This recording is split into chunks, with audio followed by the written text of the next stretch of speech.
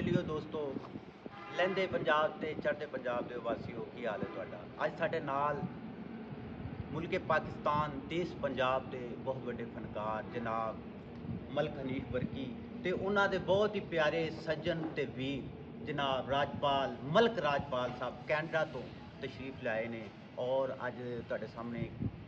महबूब कलाम पेश करनगे जिहड़ा उन्हां दा पसंदीदा कलाम है। मेरी उन्हां अगे गुजारिश है कि अपने वीर दे नाम ये कलाम करन और जनाब जेड़े कलाम तो ज़्यादा वायरल होए ना जनाब मलक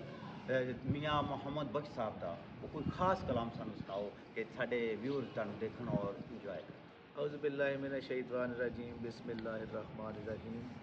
सब दोस्तों को मेरी तरफों अस्सलाम वालेकुम। ये जी साकी साहब बहुत साडे प्यार वाले जी ने तो इन्होंने रिक्वेस्ट की है जी सानू कोई 2-4 शेर जिहड़े ने मियाँ मोहम्मद बख्श आड़ पे खड़ी रहमतुल्लाह अलैह दे सुनाओ तो इन्हां दी नज़र असीं पेश करते हैं जी। अव्वल हम्द सनाई इलाही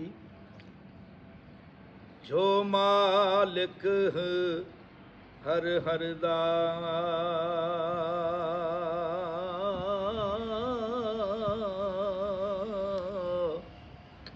उसदा नाम चितारन वाला हर मैदान न हर दा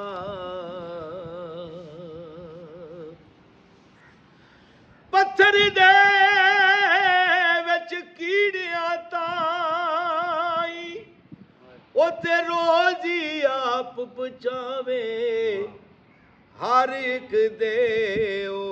ऐब पिछाणे फिर भी पर्दे पावे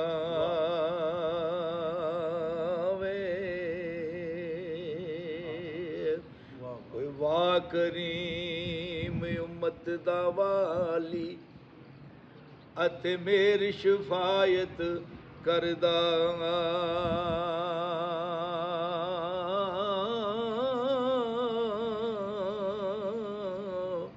जिब्राइल जय जिस चाकर ओ नबियां दा सर कर दा